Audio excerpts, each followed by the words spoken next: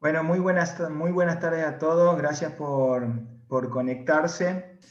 Bueno, buenas tardes, noches, casi acá en Buenos Aires para todos. Eh, los estudios por imágenes han tenido un impacto tremendo en lo que es el manejo de la epilepsia, eh, particularmente desde su creación, desde los inicios de la tomografía computada, pero particularmente de las imágenes por resonancia magnética y después la adquisición de estudios funcionales han revolucionado, digamos, si se quiere llamar así, el tema del estudio de la neurología en general y particularmente de la epilepsia. Eh, Hoy creo que es un orgullo para todos nosotros poder tener a uno de los pioneros mundiales, diría yo, en el tema, como es el doctor Fernando Sendes. Fernando es profesor del Departamento de Neurología, jefe del Servicio de Epilepsia de la UNICAM, de la Universidad de Campiñas. Es miembro de la Comisión de Neuroimágenes de la Liga Internacional de la Epilepsia. Es un gran amigo de la casa. Junto con Isia, creo que han sido uno de los propulsores de la epilepsia dentro de toda Latinoamérica, y Fernando e Isia siguen trabajando ambos en este tema y colaborando con muchos de becarios que van a formarse con ellos, y la verdad que es un gusto trabajar con ellos, porque son muy buenas personas. Y bueno, Fernando nos va a hablar acerca del tema de hoy, que es avances en neuroimágenes en la evaluación prequirúrgica de las epilepsias. Así que adelante, Fernando, muchas gracias por compartir este tiempo con nosotros. Muchas gracias, Fernando, Damián. perdón, mensaje de la Sí, Liga claro. Argentina contra la Epilepsia. Estamos muy felices y contentos de tenerte con nosotros. Hacemos un agradecimiento, Damián, a nuestro auspiciante de hoy que nos ayudó a que esto sea posible, a Abbott. Así que contentos de tenerte, Fernando, y preguntaremos muchas cosas al final. Gracias, Sebastián. Muchas gracias, Damián, a la Liga de Epilepsia de la Argentina.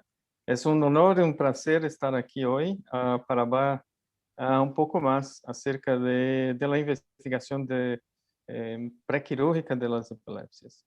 Y voy a hablar un poco acerca de algunos de los avances en neuroimágenes. El tiempo, por supuesto, no es suficiente para hablar de todo lo que hay de muy interesante en este aspecto, pero yo voy al mismo tiempo hablar acerca de algunas novedades, pero también dar un enfoque más desde el punto de vista práctico para los epileptólogos acerca de las imágenes que son más complicadas y más importante las imágenes que son negativas, ¿no? Sabemos que las neuroimágenes de un modo general, en particular la resonancia magnética, son modalidades que permiten la definición de la normalidad estructural, y con eso podemos hacer una clasificación acerca de la causa y de la síndrome de las epilepsias, y eso está bien puesto en la nueva clasificación de la ELI. También con las modalidades funcionales, definir áreas que son normales y anormales, y esto es fundamental para decisión de planeo cirúrgico.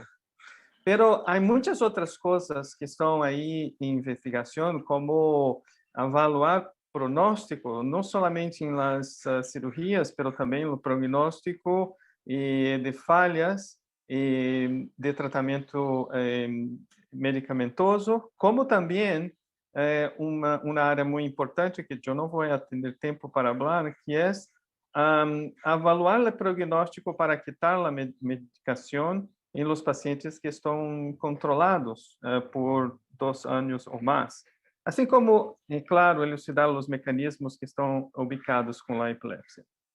Bueno, el tema central sería acerca de la cirugía de la epilepsia. Sabemos que hay criterios básicos para hacer este tipo de tratamiento, que es muy bien reconocido y eficaz, pero aí vamos ver que vários desses itens estão relacionados com a neuroimagem, como muito importante para a localização e delimitação da zona epileptógena, pero também para avaliar as áreas que estão ubicadas em relação a esta zona para ter em conta o potencial de morbilidade quirúrgica. Então, um dos critérios mais importantes é o tipo e localização da lesão. Isso é muito importante e com isso a ressonância vai ter um papel fundamental, não? Temos que ter em conta que muitos pacientes com epilepsia refratária têm ressonância negativa. Este critério de ressonância negativa vai depender muito da técnica, da expertise e vários outros aspectos, pero há que ter em conta que a epilepsia focal refratária sem lesão não é a regra, é a exceção. Ela é rara, existe, assim como existem patologias que são negativas por aspectos diversos, pero isto não é a maioria. Então, sempre que temos um paciente com epilepsia focal, verdadeiramente focal, com ressonância normal, temos que suspeitar de outras coisas, ou que a lesão está aí, pero não vamos ver. É claro que há um montão de diagnósticos de lesões que causam epilepsia, pero esses são muito fáceis desde o ponto de vista de imagens e não há necessidade de um protocolo tão apurado, tão detalhado para diagnosticar as anormalidades que estão aqui postas, por exemplo. Pero há dois tipos principais de patologia que se observam em las séries, na grande série cirúrgica. Esta é uma das maiores séries cirúrgicas publicada pelo grupo europeu, liderado pelo professor Blunk, e que mostra que quando temos em conta todos niños e adultos, temos que a esclerose hipocampal é a primeira, os tumores de baixo grado a segunda e as malformações de desenvolvimento cortical a terceira causa. Pero se temos em conta a cirurgia só em niños, as malformações, e aqui principalmente as displasias corticales, são as primeiras causas. Então, eu vou falar sobretudo em dois aspectos muito importantes nesse sentido, que são as displasias corticales e as patologias associadas com as displasias corticales, e um pouco acerca da esclerose hipocampal. Bueno, independente do tipo de lesão, quando falamos de critérios de pronóstico, o melhor resultado de uma cirurgia é quando há uma lesão. Dos pacientes que têm ressonância negativa ou normal, mesmo com estudos invasivos, têm um pior resultado em termos de prognóstico. Então, ao final do dia, que importa é onde está esta lesão. Este é um trabalho que ao mesmo tempo, podemos utilizar técnicas muito avançadas, muito automatizadas, pero há também abordagens ou técnicas de investigações que podem ser hechas com qualquer computador que tenhamos à nossa disposição, desde que as imagens tenham sido hechas com protocolo adequado.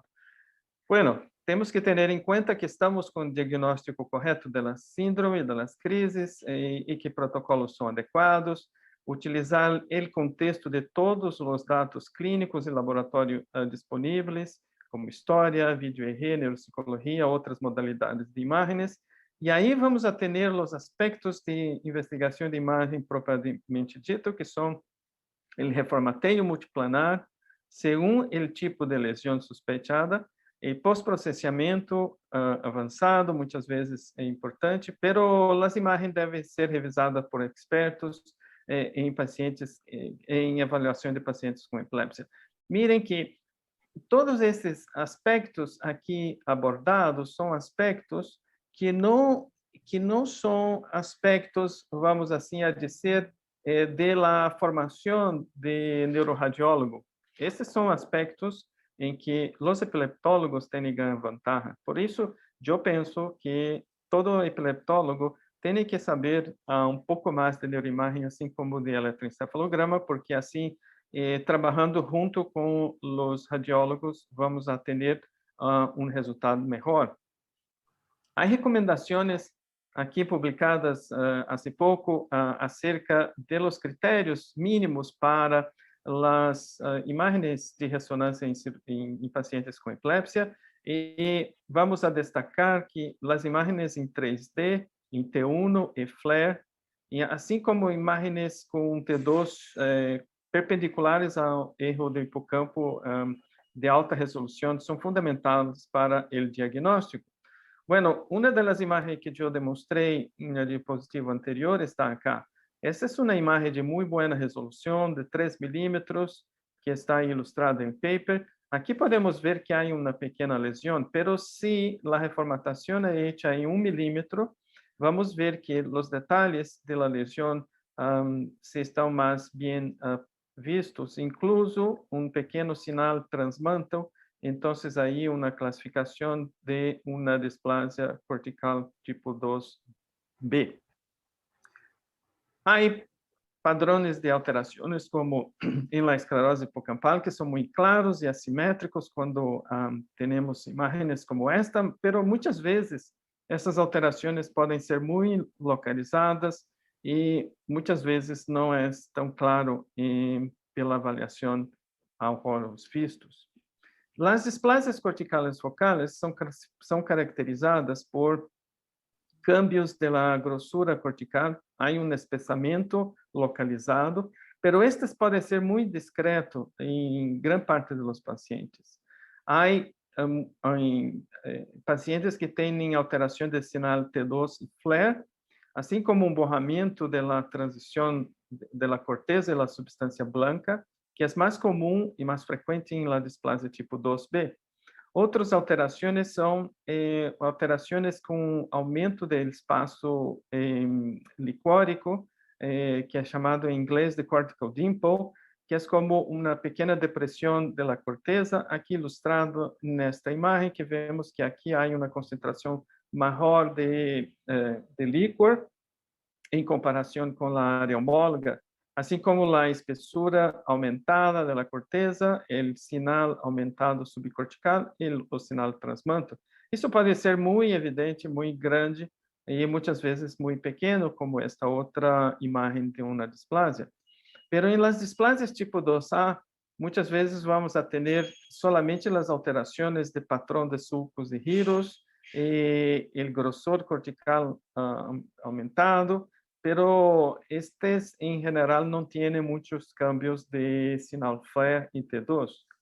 As displasias tipo 1 são todavia muito complicadas, não somente em aspecto de imagens, pero também em patologia. Há uma variação muito grande de frequência de diagnóstico de displasia tipo 1, a depender do serviço, porque os patologistas todavia utilizam critérios distintos para determinar isso. Portanto, as displasias corticales focales se apresentam com um gradiente muito amplo de cambios morfológicos, desde lesões que são muito fáceis até lesões que são muito difíceis, que são lesões pequenas de engrossamento cortical, pero há uma alteração da interface substância gris e branca, e a menudo passam inadvertidas, e, por lo tanto, essa é uma das causas principais de ressonância normal, falsamente normal. Há vários avanços neste sentido, utilizando, por exemplo, técnicas de inteligência artificial, métodos semiautomáticos. Vou dar algum exemplo. Esse é um exemplo muito interessante de um estudo multicêntrico chamado MELD. Há vários grupos, nós temos parte deste consórcio, e que aí se tenta, com um exercício de várias imagens, desenvolver mecanismos que podemos determinar como estão estas displasias, ajudar na classificação e fazer uma implementação para a prática clínica.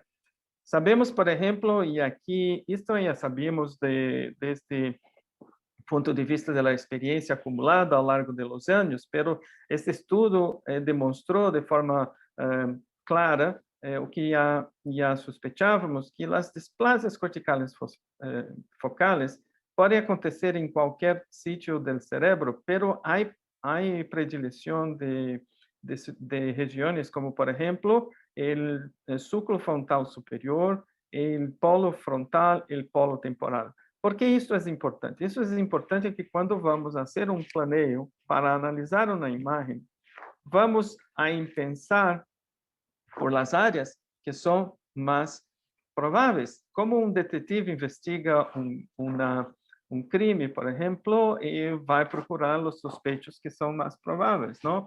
Não necessariamente são estes que vão ser os culpables, pero há que ter um ponto de início. Este estudo, aqui temos uns dados que todavia não estão publicados, são dados que serão apresentados em congresso da American Epilepsy Society, e aqui estão os coordenadores deste estudo. Este estudo pode ser um atlas da localização da lesão. Com isso, poderemos construir ferramentas como, por exemplo, modelos para determinar o pronóstico cirúrgico de liberdade de crise, por exemplo, conforme a localização da lesão, como aqui demonstrado. Há áreas também que fazem muito sentido, áreas que são multimodais, áreas eloquentes, o prognóstico em geral é pior, porque aí não vamos a remover todos, mas há outros fatores associados também à probabilidade de controle de crises, e isso em um futuro próximo vamos a ter ferramentas que são semiautomáticas para tomar uma decisão individualizada como uma forma de medicina de precisão. Bueno, o que hacemos entonces quando vamos a ubicar estas lesiones? Vamos a partir de princípios de onde estão as lesiones, e com isso, eu sei, por exemplo, com o padrão da história, idade de início, frequência de crises e outros aspectos importantes, vamos a ter, então, locais ou probabilidade dessas lesões. Vamos fazer um pequeno exercício. Não sei se você conhece, há um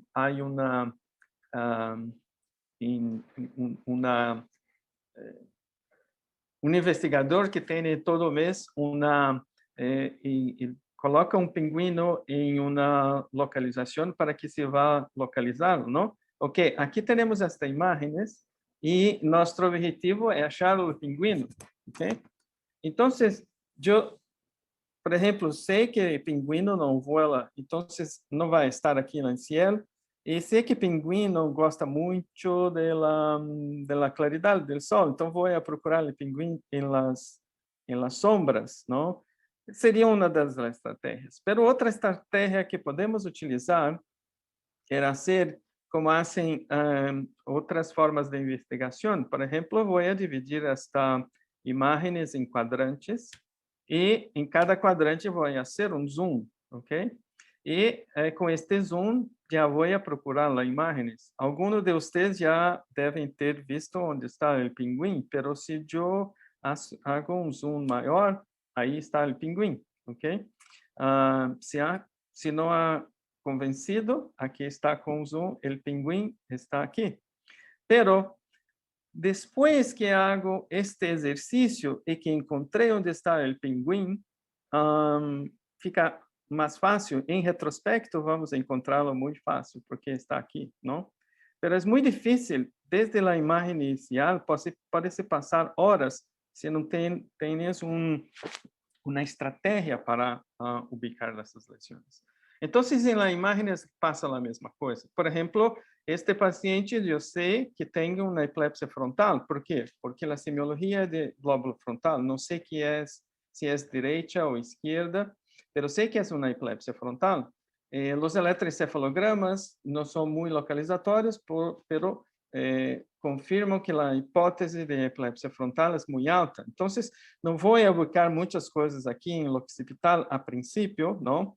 Vou pensar a mirar em las regiões mais suspeitas, e por lo tanto vou fazer um zoom como isso com o pinguim, Y aquí, mira, está un poco más claro. Aquí está. Y voy a tentar confirmar esto con otras modalidades que aquí podemos ver que esta área está de verdad un poco más alterada. Hay un patrón de sulcos y giros alterados. Y bueno, ahí estamos con el diagnóstico de epilepsia lesional em um paciente que tinha uma ressonância normal. Este é outro exemplo de um paciente que tinha uma ressonância normal. Há várias áreas que podem ser suspeitosas, há áreas em que pode ter, por exemplo, suspeita de uma atrofia, como aqui, por exemplo, mas eu sei que esse paciente tinha uma semiologia não somente do lóbulo frontal, mas tinha manifestações semiológicas muito indicativas do lóbulo frontal esquerdo. Então, vou mirar esta ressonância, que é negativa, a zoom, com outros tipos de imagens, com minha suspeita, e aqui está uma displasia, não era uma displasia, mas um MOG, que vou comentar desde pronto acerca desta patologia que está dentro do espectro das displasias corticales. Muitas vezes, os pequenos detalhes onde está o problema, não? Como the devil is in the detail. Então, aí, por exemplo, este paciente, tínhamos aqui pequeno área com espaço licórico aumentado, e a partir daí, vamos observar os outros aspectos, e temos aqui uma alteração muito localizada da espessura cortical, e com isto vamos investigar. O paciente tinha semiologia frontal, eletros frontales à direita, foi operado e também tinha um MOG. As alterações desta patologia, que em inglês é Mild Malformation of Cortical Development with Oligodendroglia Hyperplasia, o MOG, foi descrito há um par de anos pelo grupo alemão, junto com Blumke, e estes pacientes têm alterações em la ressonância que são muito parecidas e impossíveis de diferenciar em la maioria das vezes com as displasias tipo 2A, que são basicamente cambios em la morfologia dos sulcos e giros com alteração da transição córtico-subcortical, com borramento, às vezes aumento não muito intenso, pero presente de sinal flare, e este aumento da espessura cortical, como eu demonstrei nesses aspectos. Há todo esforço para tentar entender e compreender pouco mais o comportamento dessas patologias desde o ponto de vista biológico, genético e tudo, para que depois podemos envolver na prática e podemos ter estratégias que são mais sencillas para que possamos diagnosticar esses pacientes. Hoje sabemos que, todavia, as displasias, como já comentei, tipo 1 e tipo 3, muitas vezes, são muito difíceis. A tipo 3 são as displasias que estão associadas a outros tipos de lesões. Muitas vezes vamos ver solamente as lesões associadas, pero saber se tem displasia associada ou não, muitas vezes é muito complicado. Pero vamos aí aprendendo com o tempo e incluso com as informações que a patologia nos oferece. Vou mostrar 3 exemplos deste que estamos chamando de diagnóstico integrado, com todo, incluso a patologia.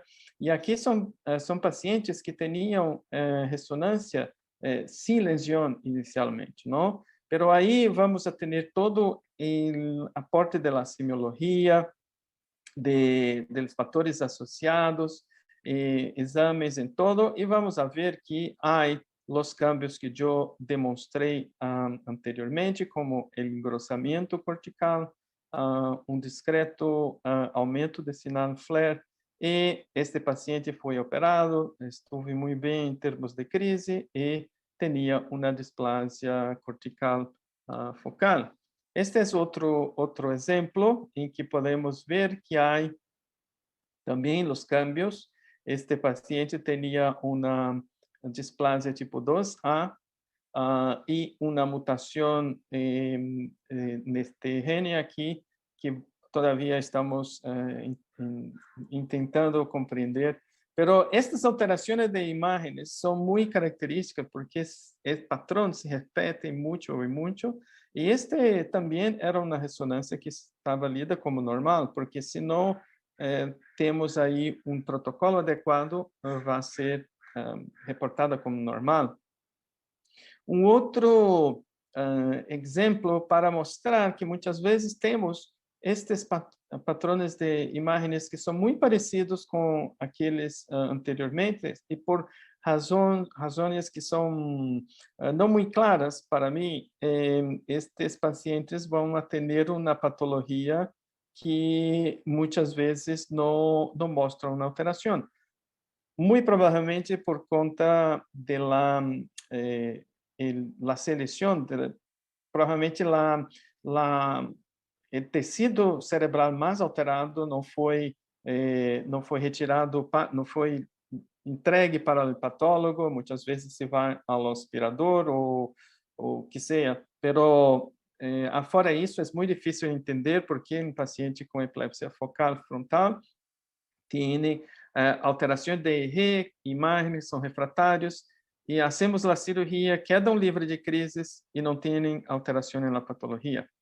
Haciendo um parêntese aqui, a série que eu demonstrei anteriormente, publicada mês passado em epilepsia, acerca da série de MOG, estes pacientes com MOG eram todos pacientes que nós teníamos anteriormente, em que a patologia era indeterminada e classificada como não lesional desde o ponto de vista desta patologia, porque hasta aquele momento não havia uma definição muito clara de que é MOG. Hoje sabemos que há um padrão muito claro e depois da revisão, agora temos uma patologia que antes era negativa ou não necessariamente negativa, pero indeterminada, não se o patólogo não poderia classificar como displasia, pero hoje está classificada como MOG. Então as coisas cambiam à medida que nós aprendemos mais com isto.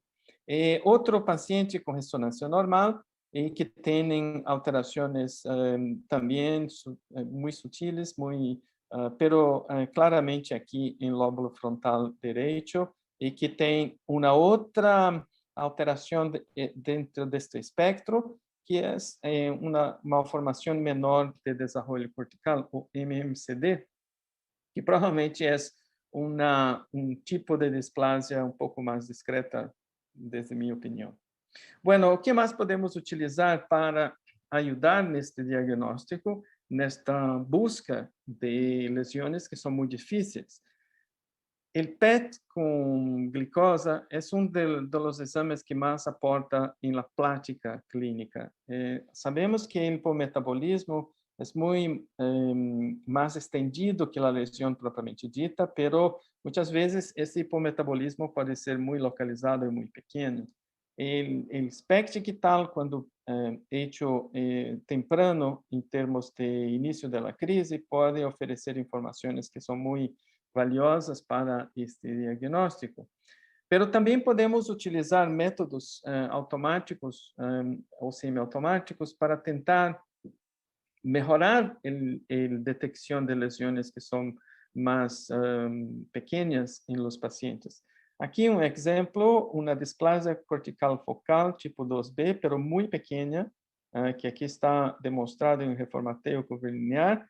O PET inicial foi reportado como normal, pero o quantificador mostrou que, em comparação com controles, há uma área muito pequena que coincide com esta área da ressonância, que está vários desvios abaixo de los normales. E como a mesma história do pinguim, agora vou em retrospecto, em la imagem visual, mira, aqui está, sim, não está hipometabólico, pero é uma coisa que temos que tentar. Esta é a ressecção de tomografia, mostrando a ressecção. O paciente quedou livre de crises depois de retirada esta displasia tipo 2B. Também uma paciente com ressonâncias prévias completamente normais. Há métodos também para tentar fazer com que os patrones morfológicos sejam quantificados.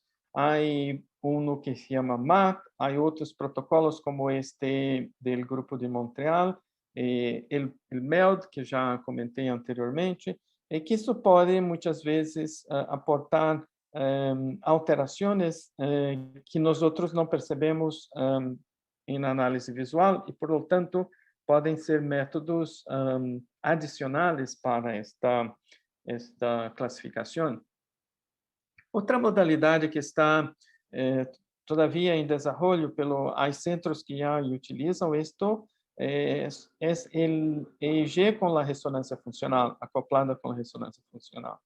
O EEG, desde que o paciente tenha algumas espigas durante a aquisição da imagem, pode aportar alterações de sinal BOLD, que são muito precisas em termos de localizar a zona de início das normalidades intelectuais, como aqui chamado de spike onset zone pelo grupo de Jean Gottman, muito bem colocado neste trabalho. Ter um exemplo concreto, essa é uma paciente de nosso serviço que tinha uma epilepsia focal frontal muito refratária, com eletroencefalograma muito difuso, como aqui vereis, e tinha esta alteração que solamente este câmbio em imagem não é suficiente para dizer não, aqui há uma lesão que vamos ter que operar, não? Pois bem, aqui fizemos um SPECT digital e também um EEG fMRI, o sinal BOLD máximo das alterações que são bilaterais em escalpo demonstrou claramente uma localização muito precisa, coincidente com o máximo da subtração de SPECT digital, e esta alteração, a paciente foi operada bajo uma eletrocorticografia. Não quedou livre de crises, porque as alterações eram mais difusas que isto, pero teve uma melhora significativa e tinha uma displasia tipo 2A. Pero, por nossa surpresa, também tinha na análise do tecido uma mutação em gene da esclerose tuberosa, em TS1 gene. E nós buscamos alterações em todo o corpo por outras alterações e nada. Então, é uma das situações que podemos ter, mutações que estão dentro da cadeia mTOR, às vezes com lesões muito sutis, e estes pacientes têm que ser melhor compreendidos para que possamos determinar estes prognósticos. Então, hasta o momento, as mensagens importantes para a displasia cortical são que tipo 1 e tipo 3 são os mais difíceis, todavia, pero estamos aprendendo. As 2B são as mais óbvias, pero muitas vezes as ressonâncias são leídas como normais. Muitas vezes não é possível diferenciar 2A e 2B, desde o ponto de vista prático, não é tão importante, pero sabemos que as 2B são as que têm o melhor prognóstico cirúrgico, porque são, em geral, mais bem localizadas e, por lo tanto, a ressecção pode ser mais completa, sobretudo quando têm sinal transmanto. O MOG e FCD tipo 2A também podem ser muito parecidas na ressonância, e é necessário ter protocolos com imagens 3D de alta resolução, com pós-processamento, e tentar encontrar os pinguins, mesmo os mais chicos, e correlacionar com PET e também com eletroencefalograma e outras alterações. Um par de outras novidades que são, por exemplo, tentativas de criar programas ou algoritmos ou nomogramas que são para tentar utilizar os patrões de alterações que são, además da zona epileptogênica, que possam ajudar em el prognóstico, por exemplo. Este é um exemplo que, utilizando uma análise de morfometria automática em pacientes com epilepsia do lóbulo frontal, esta pode ajudar a predizer quais são os pacientes que vão ter melhor resultado em la cirurgia resectiva, por exemplo. Ou este outro que, por exemplo, há uma grande dúvida quando temos uma epilepsia do lóbulo temporal em que o hipocampo é normal. Muitas vezes temos uma lesão, por exemplo, em parahipocampo, ou uma lesão em polo temporal, como um tumor de baixo grado ou uma displasia, mas o hipocampo é normal desde o ponto de vista morfológico. E uma grande dúvida que todos temos é: vamos a sacar este hipocampo ou não? Por quê? Porque tem problema com o aspecto de memória e todo. Aqui é uma tentativa de estudar a partir de um grupo grande de pacientes. É um trabalho com a Cleveland Clinic, mostrando que aqui podemos fazer uma calculadora online e que aqui podemos entrar nos dados dos pacientes e aí vai nos dar a probabilidade de piora cognitiva ou de melhora de outcome. Então, são coisas que todavia não estão perfeitas, é óbvio, mas são ferramentas que eu penso que vão ser muito úteis em um futuro bem próximo para todos nós outros. Bueno, para terminar, creio que temos alguns minutos mais, não? Alguns exemplos práticos em que nós outros procedemos com cirurgia não invasiva. E sempre não invasiva quer dizer que temos uma alteração da imagem, não? Porque nós outros não vamos fazer uma cirurgia com investigação não invasiva. Não, a cirurgia é invasiva, mas a investigação pré-operatória não necessariamente precisa ser invasiva se temos uma alteração clara da imagem. E como é isto? Bueno, nada melhor que um exemplo prático. Temos aqui um paciente que nos chega com uma história muito clara, muito típica de epilepsia refratária, um dado semiológico muito importante, que as crises começavam com tinnitus em ouvido, não sabia que lado, pero desde aí tinha uma crise focal desperceptiva, etc. Pero este é um dado importante, porque para mim, quando vou a fazer o plano de procurar onde está a minha lesão, eu sei onde são as áreas que são mais prováveis, não? E, además, tinha eletros de rotina que mostravam alterações em la região temporal direita ou fronto-centro temporal direita, uma crise eletrográfica em lóbulo temporal direito entre os exames de rotina. As alterações não eram muito grandes, muito evidentes, mas bem colocada, como aqui demonstrado, incluso uma crise eletrográfica, que aqui vereis, bem localizada neste ponto. Pero a ressonância era normal. Aí vamos fazer uma telemetria, um vídeo EEG, e o paciente teve crises, como podemos ver aqui, pero as crises de escalpo não foram muito bem localizatórias, pero é suficiente para me dizer que há uma lateralização no lóbulo temporal direito. Não tenho exato o ponto, pero tenho isto, e com isto vamos avaliar a imagem. Bueno, a imagem era normal, considerada normal, pero com todo isto vamos utilizar uma lupa ou um zoom na área que são sospechosas e vamos buscar com a ajuda de outras técnicas. O PET foi alterado com o hipometabolismo em lóbulo temporal direito, o que nos dá uma confirmação maior que estamos em lado correto. Então, aí vamos a mirar a ressonância com olhares mais aprofundados nessa região, e aí vemos que há uma pequena área alterada, que é aqui demonstrado em lóbulo temporal direito, e que antes não foi percebida. E quando fazemos um reformateio, vamos ver que há um padrão de sulcos e giros que são alterados muito claramente, e, em conclusão, uma ressonância que era normal passa a ser alterada com um padrão que pode ser uma displasia tipo 2 ou pode ser um MOG.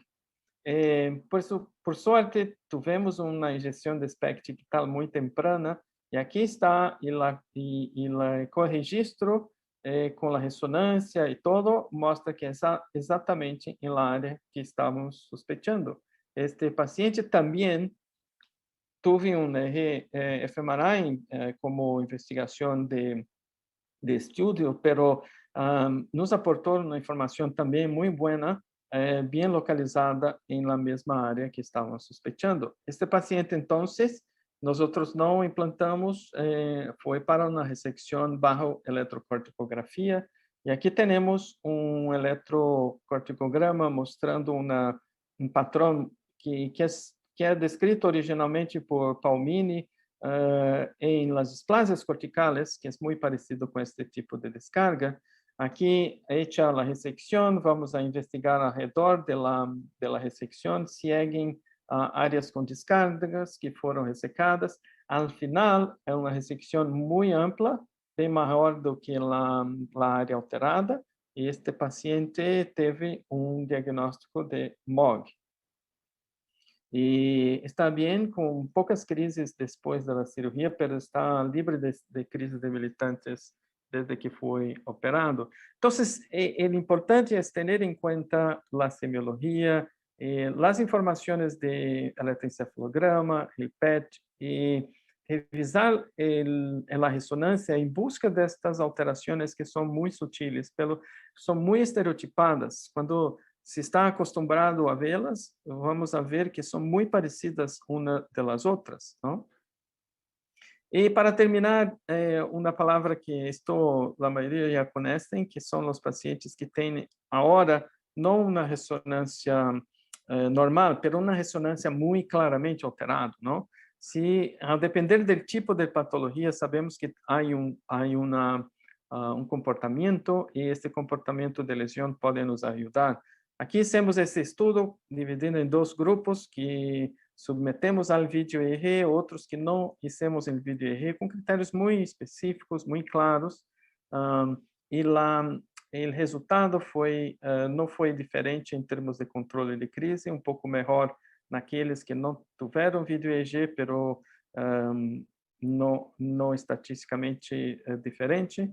E aqui temos que, claro, os pacientes que fizeram EEG tiveram mais tempo de espera para a hospitalização. Hasta pouco estava falando com Damian acerca de las vídeo EEG durante este tempo de pandemia. Todos nós outros estamos há um ano ou mais sem ter a oportunidade de registrar vídeo EEG, então situações podem complicar a vida dos pacientes. Então, em um grupo muito selecto de pacientes com esclerose hipocampal unilateral, muito clara, com eletros interictales muito claro, podem, algumas vezes, ser submetidos ao procedimento sem necessariamente ter registro de crises. Outro aspecto importante desse trabalho é que muitas vezes nós admitimos o paciente que há 2 semanas em hospital e não tem crise, não?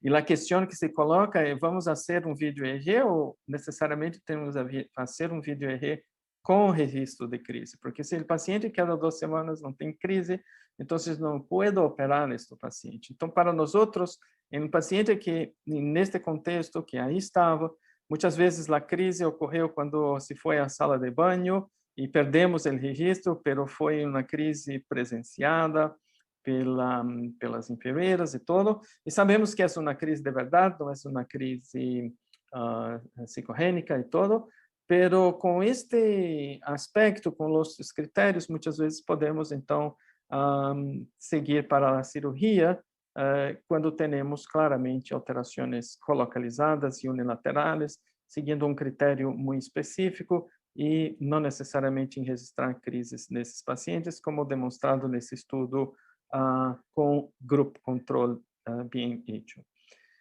Há várias outras lesões que podem ser também difíceis. Esse é um exemplo de um tumor de baixo grado.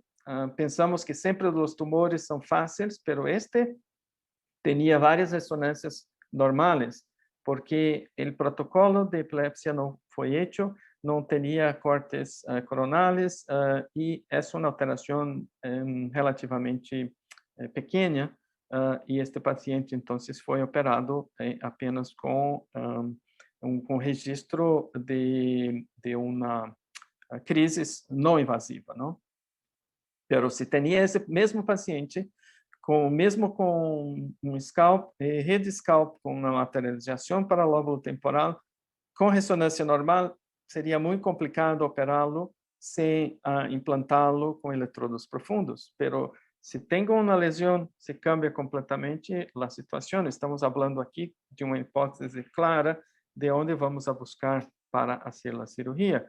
Lo mesmo são as lesões maiores, que aí, obviamente, nós outros nunca implantamos estes pacientes, como este outro exemplo. Aqui, importante ressaltar que a eletrocorticografia é muito importante, porque há que delimitar a área anormal de descargas, que muitas vezes vão adelante da lesão que é vista em la ressonância.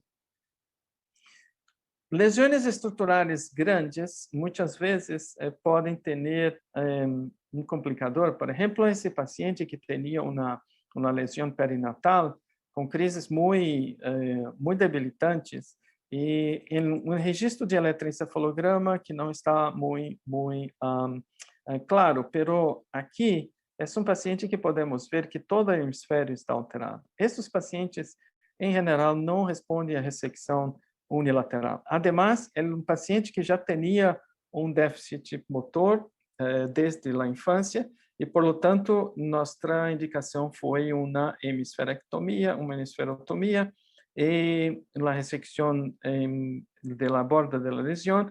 A patologia, para nossa surpresa, mostrou uma displasia tipo 1A.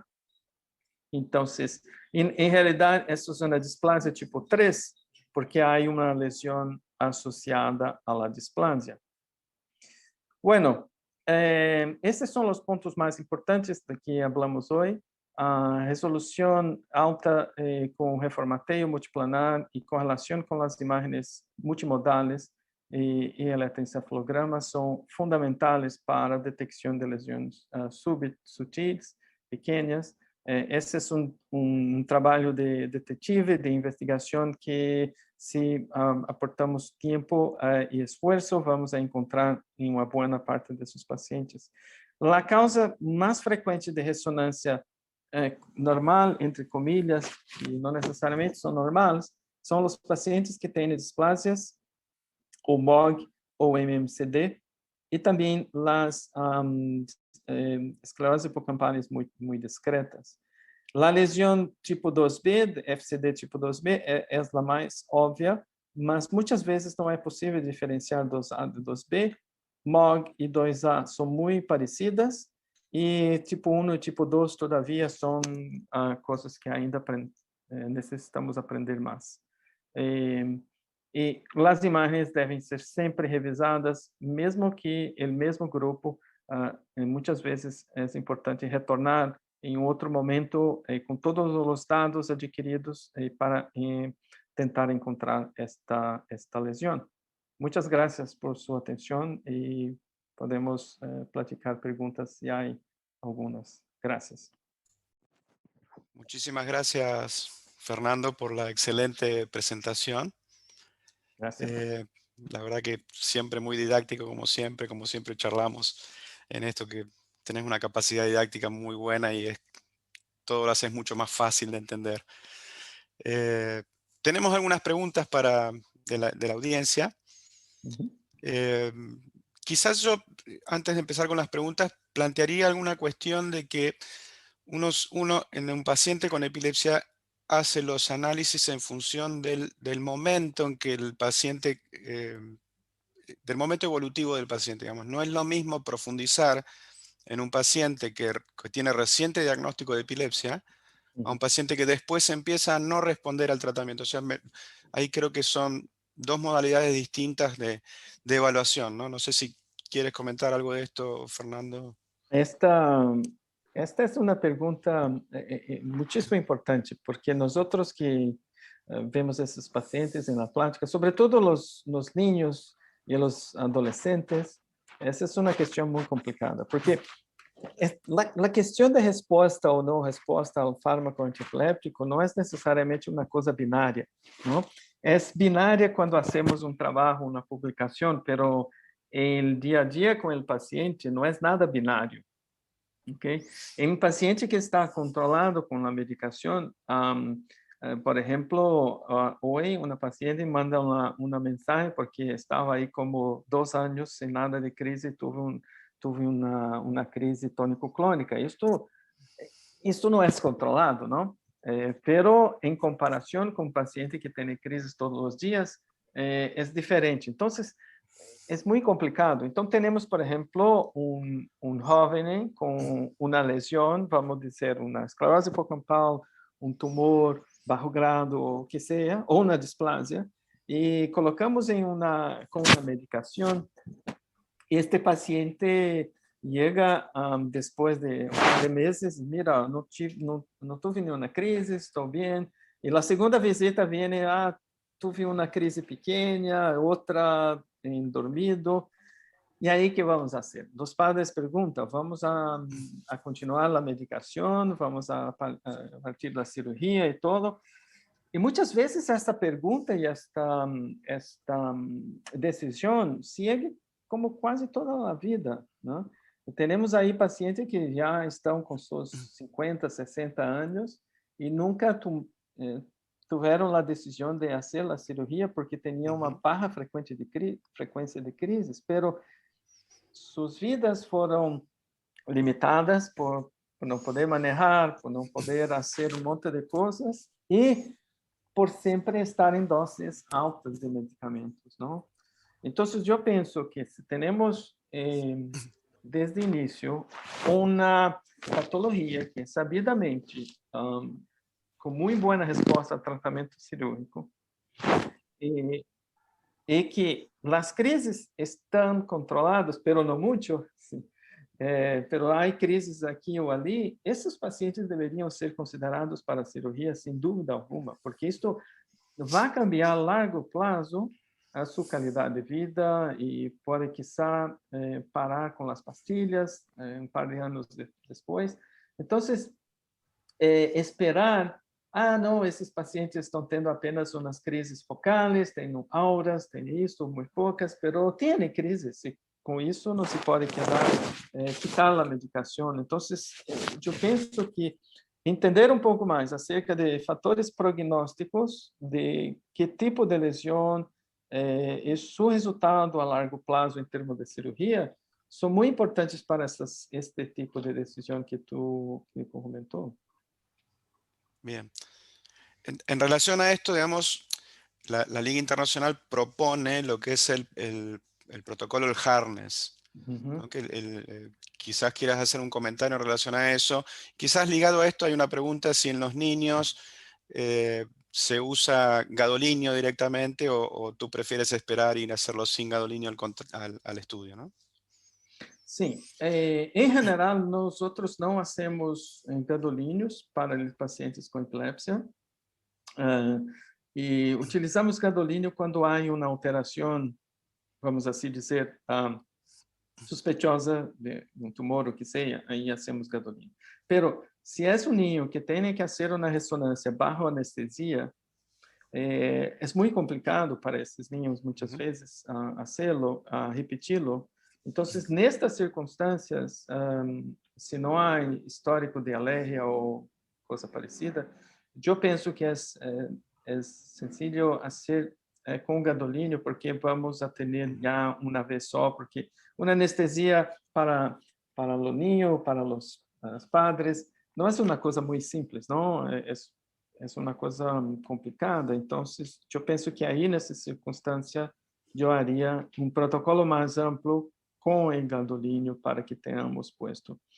É importante também que nos niños abaixo de 2 anos, vamos a ter um protocolo um pouco diferente que os niños maiores e adultos, porque aí vamos a ter uma mielinização que não está completa, e nessas circunstâncias, as imagens T2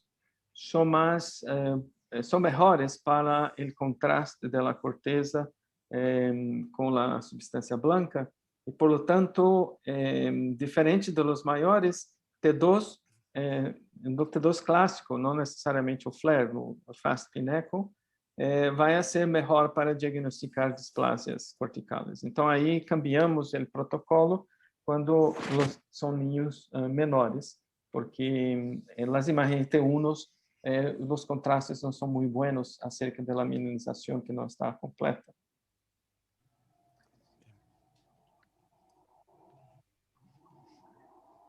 Damián, ¿querés que juntemos las preguntas en relación al PET, por ejemplo? Sí. Hay muchas preguntas y son difíciles. Con respecto al PET, Fernando, acá había una que decía, perdón que la estoy buscando, para aquellos pacientes en los cuales presentan una clara resonancia con esclerosis hipocampal, con electroencefalograma y semiología concordante, y deciden no realizar un video de electroencefalograma. ¿Se apoyan además en un PET interictal para realizar la cirugía o no consideran necesario realizar el PET? Nosotros, hay un principio que aprendemos en cirugía de epilepsia, que es la decisión es basada en múltiples evidencias que son concordantes, ¿no? Entonces, nosotros nunca estamos muy confortables en tomar una decisión bajo una o dos modalidades de investigación. Entonces, yo pienso que nesse exemplo que tu demonstra, el PET puede ser importante, ¿tá? Pero no es...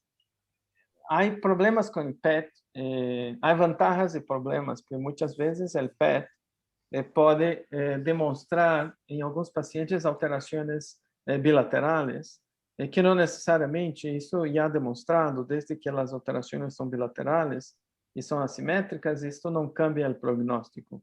Então, o PET pode ajudar, pero eu não penso que seria uma decisão exclusiva. Eu penso que o mais importante é a consistência da normalidade interictal, não? Ao largo do tempo. Nós publicamos este año un trabajo de seguimiento de muchos años en pacientes con epilepsia del lóbulo temporal que tienen esclerosis hipocampal unilateral, por ejemplo. Estos pacientes, las anormalidades interictales son ipsilaterales a la atrofia en la mayoría de los pacientes y sigue siendo a lo largo de 10, 20, 30 años de epilepsia. Entonces, não cambia. Em geral, os pacientes que têm alterações bilaterais de eletroencefalograma muito frequente, las têm desde o princípio da epilepsia e não cambiam tanto com o passar de anos. Isto para nós foi um pouco uma surpresa, porque a hipótese inicial era que, com o passar dos anos, a maioria vai ter alterações bilaterais, não? Pero, em realidade, as alterações mais difusas e bilaterais parecem estar associadas a uma patologia que é mais extensa, não?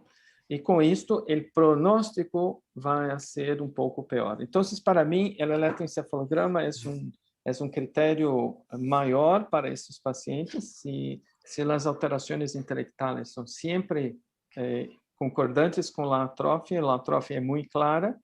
Este es, en general, suficiente para hacer la indicación de la cirugía. Pero si yo tengo un PET disponible, yo lo haría. Bien.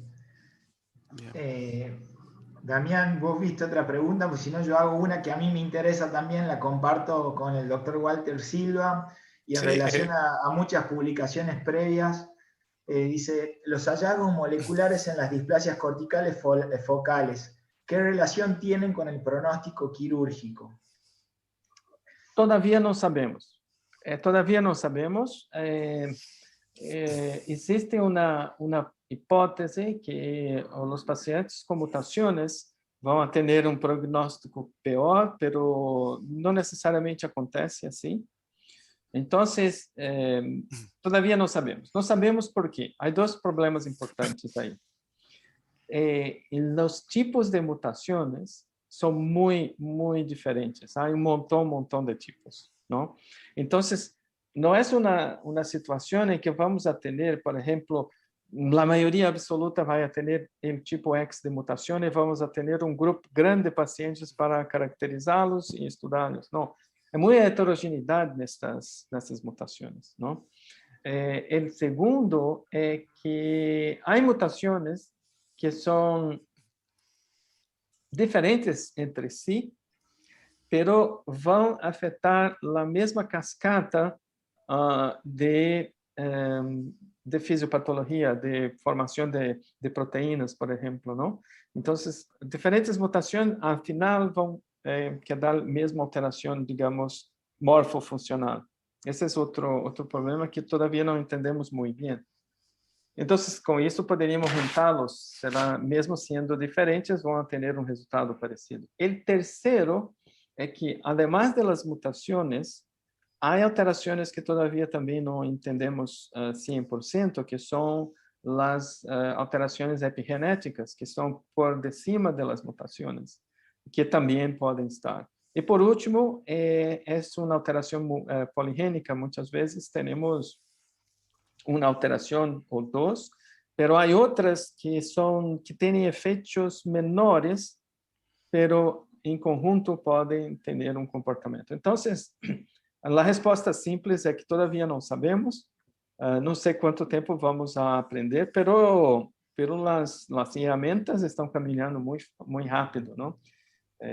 As ferramentas para análises complexas que demandam de uma memória gigantesca em termos de computação, estão caminhando muito rápido. Eu creio que vamos a ter esta resposta em par de anos. Bien. Y quizás la clave, Fernando, sea más en transformar esa resonancia normal en anormal. Me parece que eso es un poco la clave en todo esto, independientemente quizás de la patología, como tú cuentas, ¿no? Exacto. Porque mira, está muy centrado, porque nosotros, por ejemplo, para hacer una cirugía de epilepsia hay que tener un plan, ¿no? El plan de o que vamos a hacer, por onde vamos a empezar. Se vamos a hacer una eletrocorticografía, yo no tengo tiempo como neurofisiólogo para registrar todo el cerebro, mesmo porque el cirurgião não vai abrir todo o cerebro. Hay una abertura circunscrita, hay un tempo limitado. Entonces, la hipótesis prévia tem que ser muy buena, muy estruturada, para que possamos ter bom sucesso em termos de registro e tudo. Então, se há uma lesão que é epileptogênica, e para isso vem em conjunto, não há prioridade em primeiro ou segundo, mas os dois são muito, né? Em la neurofisiologia, imagem funcional. Então, se tenho aí que as duas estão casadas, é muito importante. E segundo, o tipo de lesão é muito importante também, porque sabemos que há dois tipos principais de lesões que causam epilepsia, não? As lesões que têm epileptogenicidade intrínseca, ou seja, em que as neuronas que estão dentro do contexto da lesão são epileptógenas.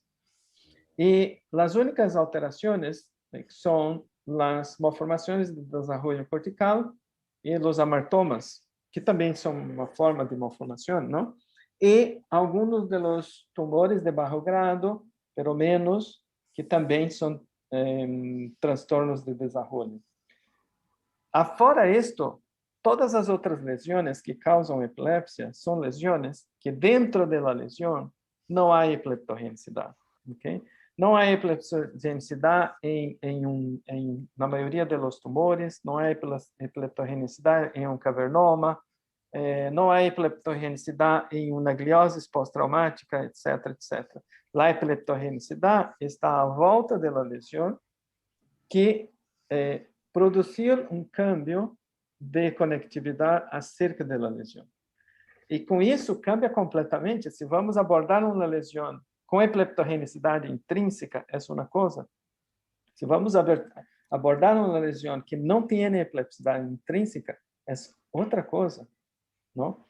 En las dos, la resección de la lesión a principio está, vamos así decir, correlacionada con el prognóstico. Pero los centros que tienen mucha experiencia con cirugía de epilepsia saben, por ejemplo, que cuando tenéis lesiones pós-traumáticas, muchas veces bilaterales, ¿no? Accidentes automovilísticos con lesiones frontales bilaterales o temporales bilaterales, muchas veces se retira la área epileptogénica, se queda toda a lesão de outro lado, ou muito do lado ipsilateral, o paciente queda livre de crise.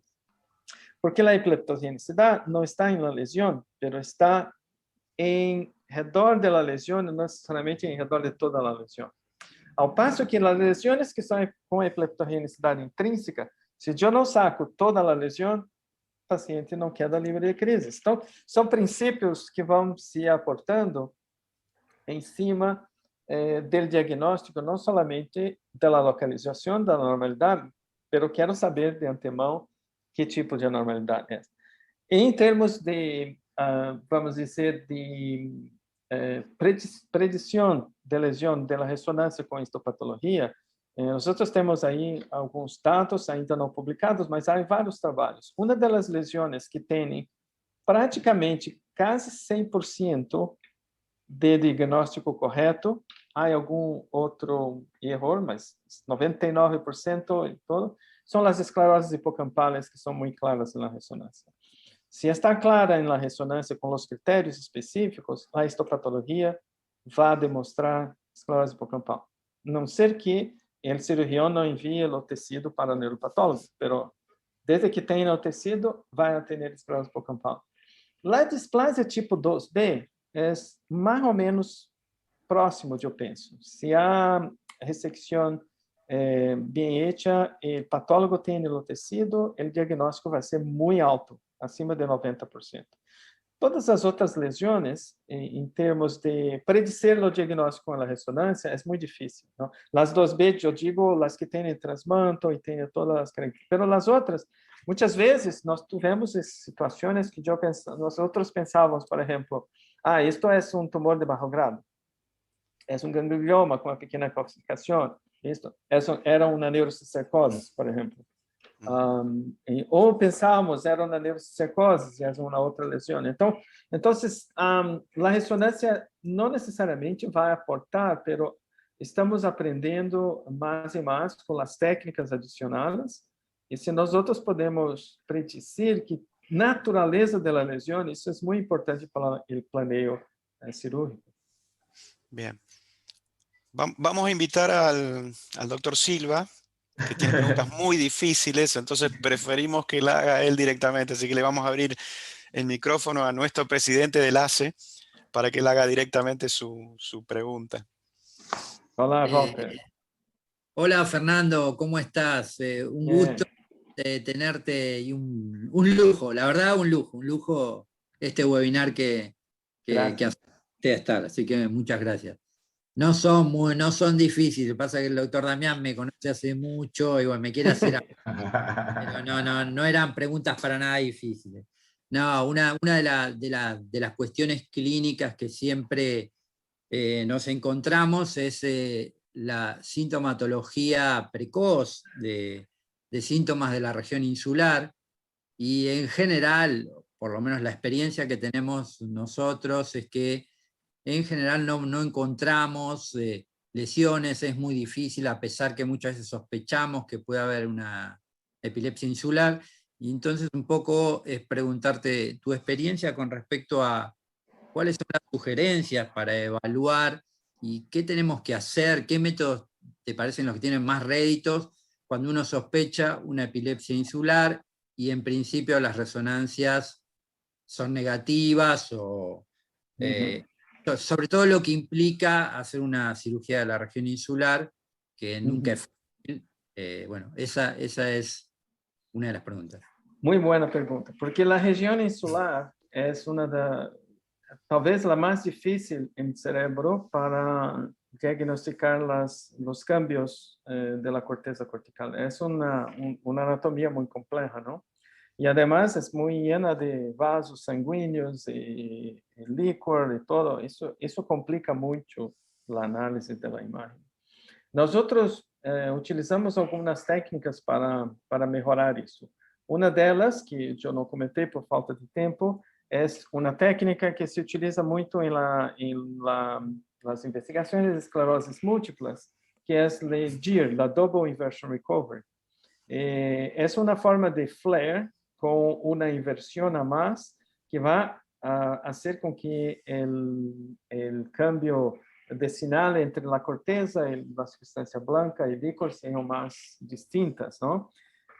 Isto nos ajuda a ver, a tirar um pouco da contaminação licórica e de todo, e ver com mais nitidez esta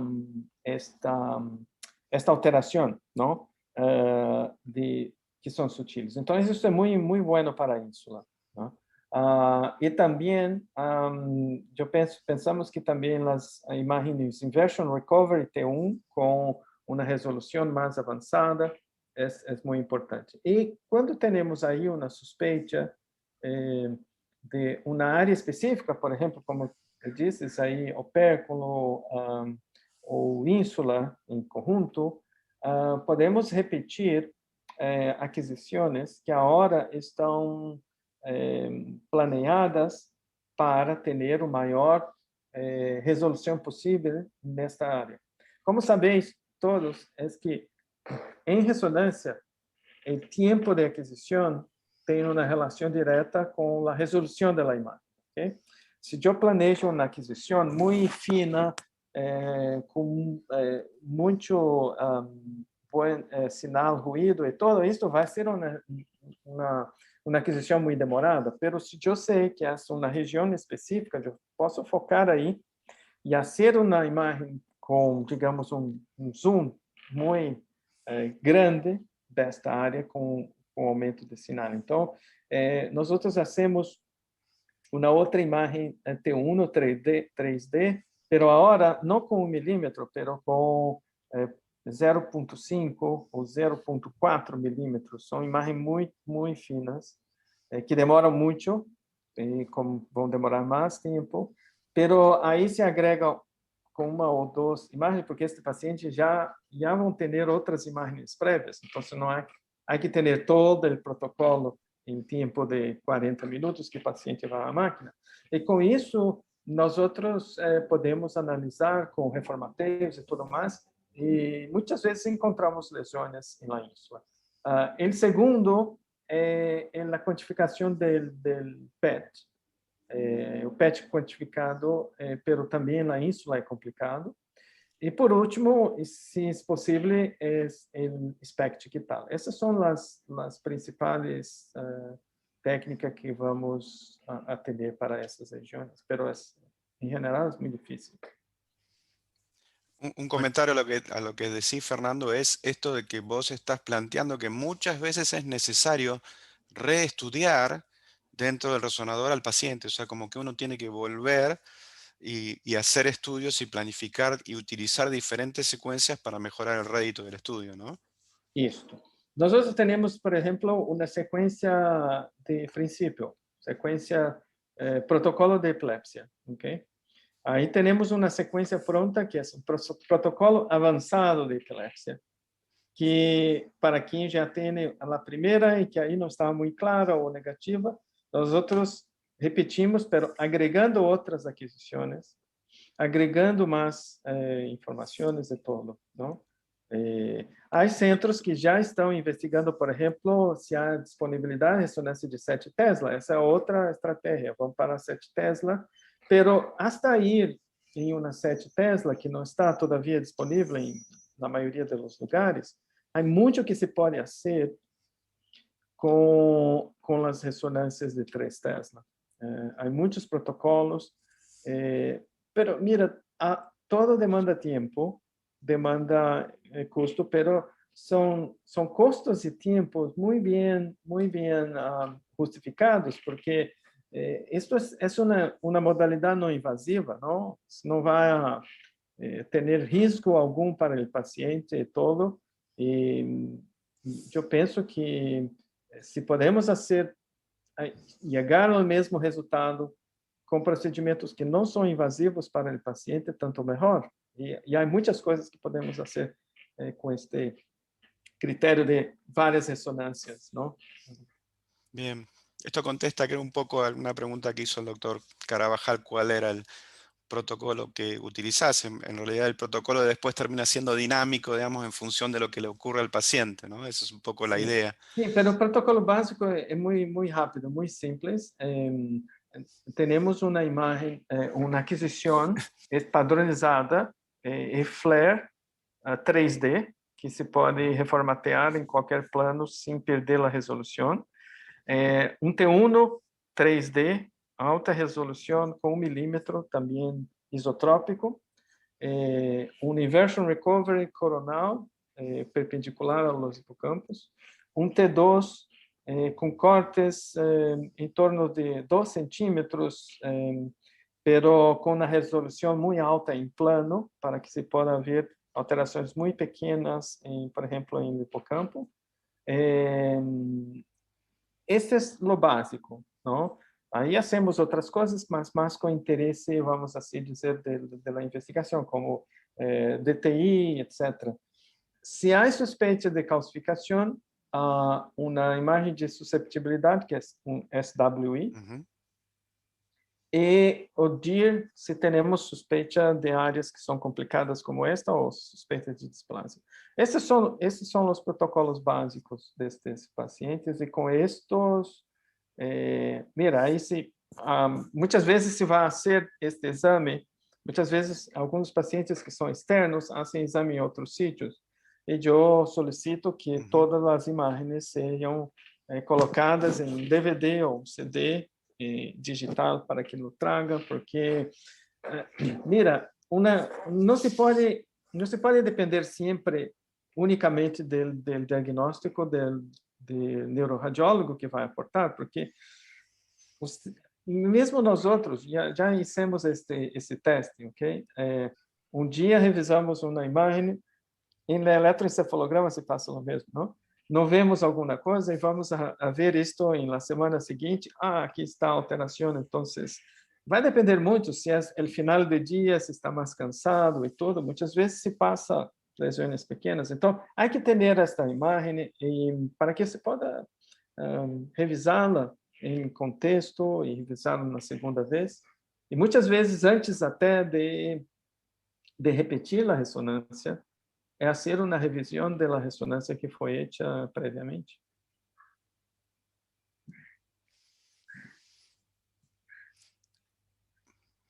Hay algunas preguntas en relación a los estudios funcionales, sobre todo, bueno, en toda esta secuencia de evaluación del paciente a cirugía, digamos, quizás una pregunta general sería, ¿cuál sería el rol que vos le das a la resonancia funcional y un poco qué tipo de técnica de resonancia funcional usar? Sim, então, quando falamos agora de aplicação clínica, não? Algumas aplicações clínicas estão bem postas aí. São as ressonâncias de tarefa, que são basicamente duas. As ressonâncias motoras, que simplesmente é finger tapping de um lado, de outro, para as lesões que são muito cerca da área motora. Isto para o neurocirurgião planejar.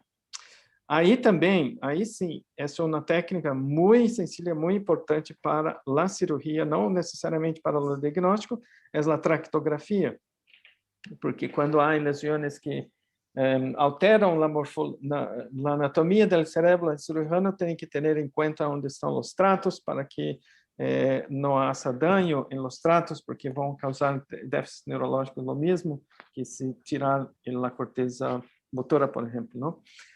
E isso é importante para isso. A tarefa de linguagem também são geralmente tarefas motoras ou semânticas, não?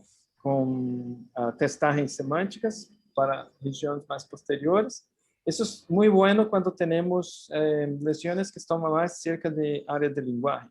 Pero uma simples tarefa, essa é muito simples, de, por exemplo, o paciente generar palavras que começam com uma letra A, por exemplo, e aí se faz com um paradigma de Castillo, como se hace a ressonância motora.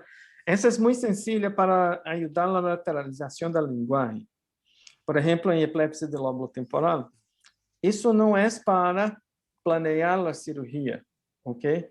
Porque quando vamos fazer uma ressecção de um paciente com esclerose hipocampal, a ressecção é mais ou menos padronizada, cambia de um centro a outro, pero vamos atirar o hipocampo, a amígdala para o hipocampo e uma porção variável do polo temporal a depender do centro. Pero esta aí está o patrão. Não vamos a tocar em áreas de linguagem, não? Pero nessa situação, a tarefa de linguagem da ressonância funcional nos ajuda a interpretar os resultados da avaliação neuropsicológica.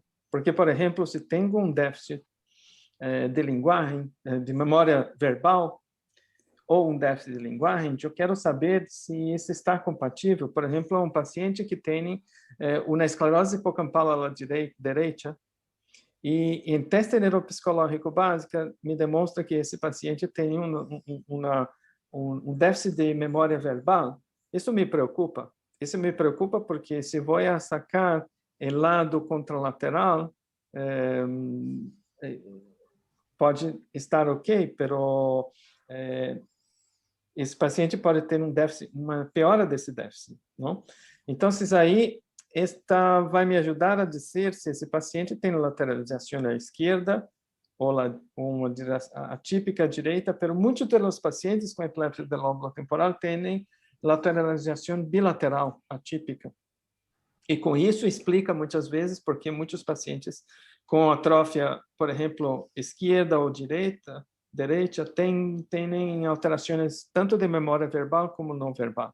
E nesta situação, o risco de déficit neuropsicológico é menor se, digamos, a avaliação neuropsicológica é interpretada com o teste de memória, de ressonância funcional de linguagem. A ressonância funcional de memória todavia não está muito bem padronizada e protocolada, é muito complicada para utilizar individual em um paciente a paciente. São testes que têm demonstrado coisas muito interessantes em análises de grupo, pero nós outros não utilizamos para uma decisão paciente a paciente em ressonância funcional de memória. Nós temos a funcional de memória para investigação clínica, não? Pero a terceira modalidade, que está todavia não muito clara para a aplicação clínica, pero eu penso que está muito cerca, é o resting state. O resting state tem grandes vantagens, que é uma aquisição que demora 3 minutos, o paciente não tem que fazer nada, o paciente que não colabora muito se pode fazê-lo, e com isso vamos a ter o exame da conectividade funcional, não? Todavia, como eu dito, não está totalmente pronta para aplicação clínica, mas está muito cerca, porque há padrões de conectividade entre hipocampo, e tálamo e corteza, etc., que podem nos ajudar muitas vezes a lateralizar a epilepsia, pero também a predizer o prognóstico funcional cognitivo desses pacientes. Então, essa é uma modalidade que vamos ouvir muito em pouco tempo. E, por último, a ressonância com EEG com ressonância funcional. Essa é um pouco mais complicada, mas é uma técnica muito interessante, porque aí temos uma ressonância que é funcional de resting state, que se pode analisar como um resting state, ou se pode analisar a alteração de sinal Bolt quando acontece uma normalidade intelectual. Então, essa é uma técnica que, quando mais difundida, poderá ser útil para a avaliação. Mas hoje, principal são as funcional de linguagem e motora em caso de los pacientes com lesões.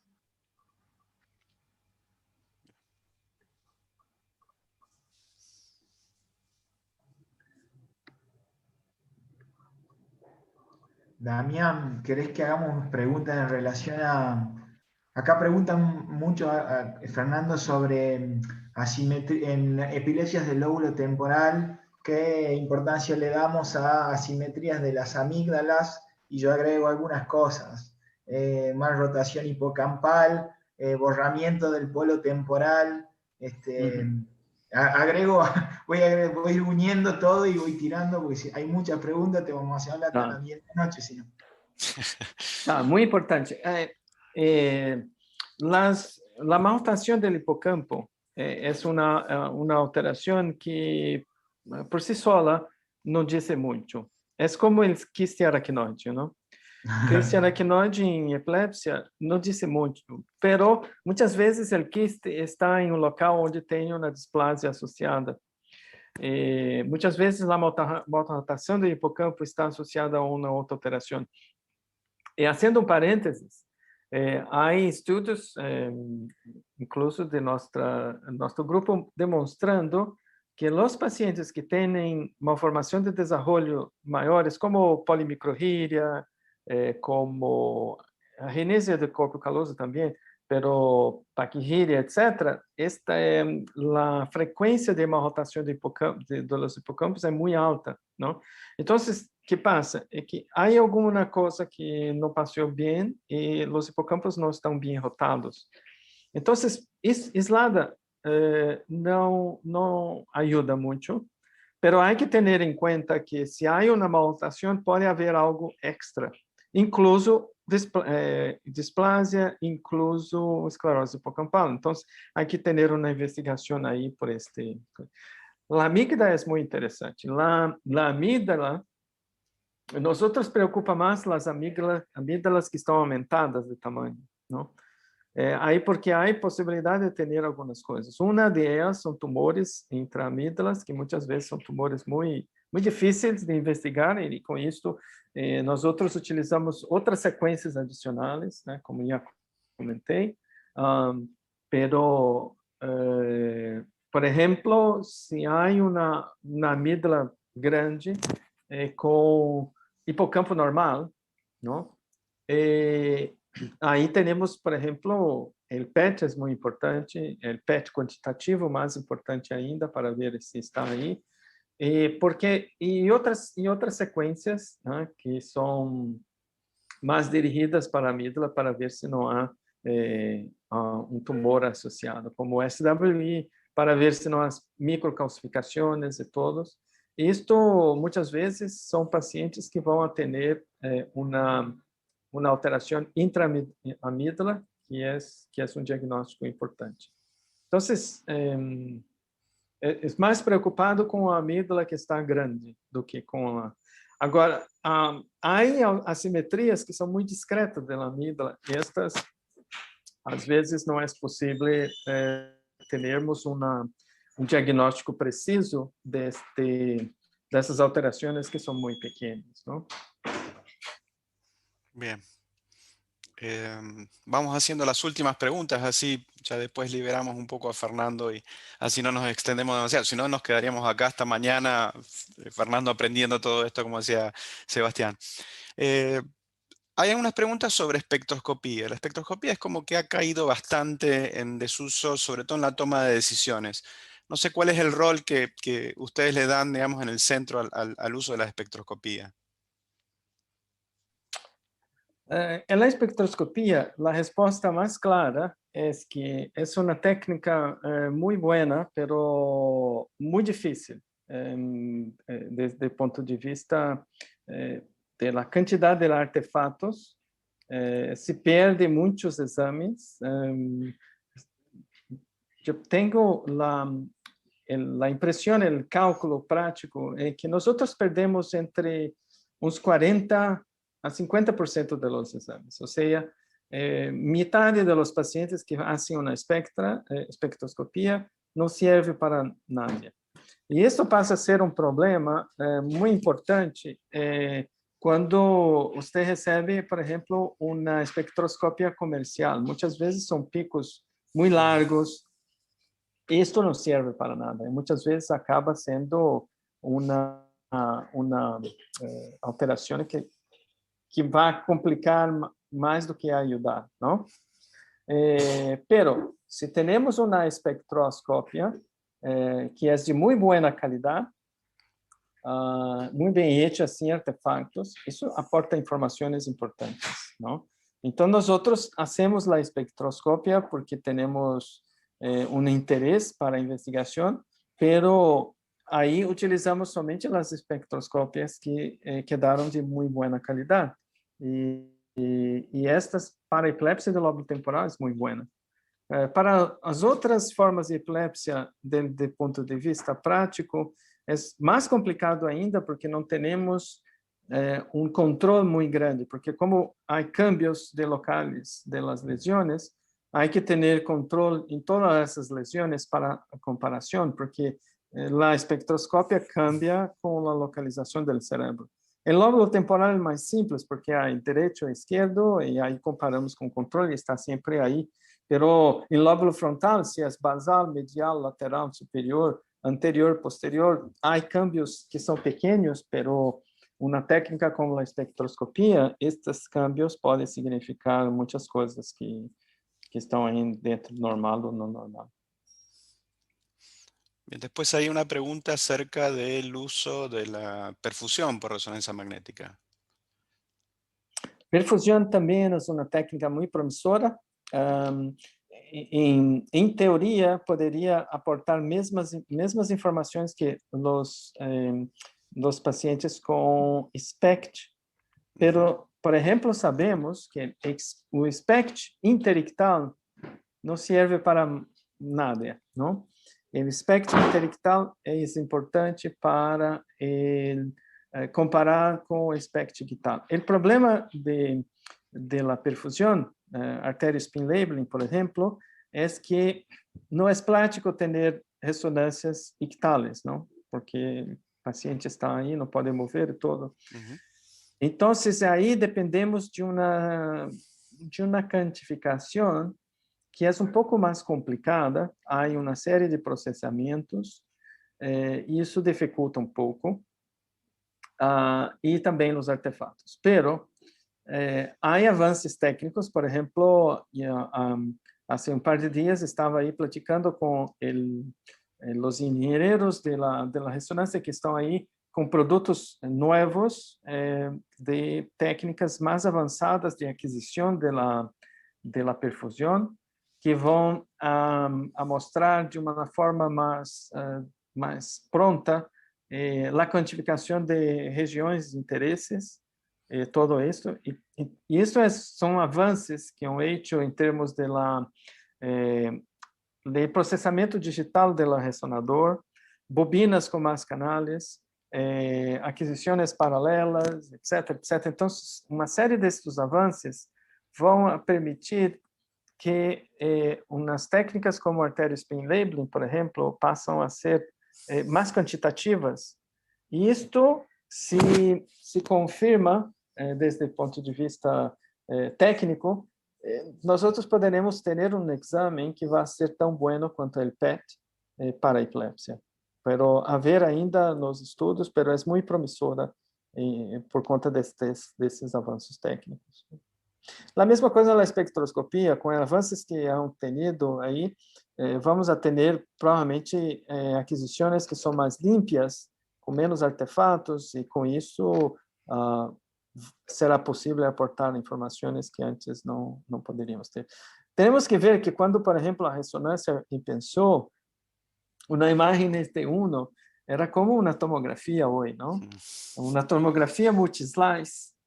Se tem multislice hoje de tomografia e mira uma ressonância feita em 1989, 90, vai ver que a ressonância naquela época era como a tomografia que está hoje, não? O avanço foi tremendo. E as outras técnicas estão avançando porque são mais complexas, demoram mais, pero vamos a ter isso pronto, coisas muito interessantes para a epilepsia. Bien. Bueno, yo creo que dado el tiempo, creo que ha sido muy bueno todo, digamos, has dado una charla formidable, hemos aprendido un montón. Así que bueno, muchísimas gracias, Fernando. Les recordamos a todos que la charla va a quedar grabada, o sea que después van a poder acceder a la charla, digamos, a través de la página de la Liga de Epilepsia. Así que pueden ingresar ahí y después va a estar la charla subida. Así que bueno, de mi parte, Fernando, agradecerte y bueno, siempre estamos en contacto, siempre eres una referencia para todos nosotros. Un saludo a Isia, Sí. quien te hace todos los estudios genéticos, no sé por qué será, en tu centro. Esa es una gran ventaja que vos tenés ahí. Sí. Es el extra, digamos, a la imagen por resonancia magnética y a todos los estudios que nos has mostrado. Ok, muchas gracias. Gracias, es un placer estar ahí con usted, mesmo que de forma virtual. Espero que la próxima estaremos ahí en carne, oso presencial. Totalmente. Sebastián. Un abrazo, Fernando, muchas gracias, un lujo y desde la Liga estamos como muy agradecidos, como siempre. Te queremos mucho y esperamos vernos pronto. Gracias, un abrazo. Agradecemos a Abbott habernos dado esta posibilidad y los esperamos a todos en el próximo webinar que ya será anunciado en la página de la Liga en breve. Muchas gracias a todos. Okay. Gracias. Chao.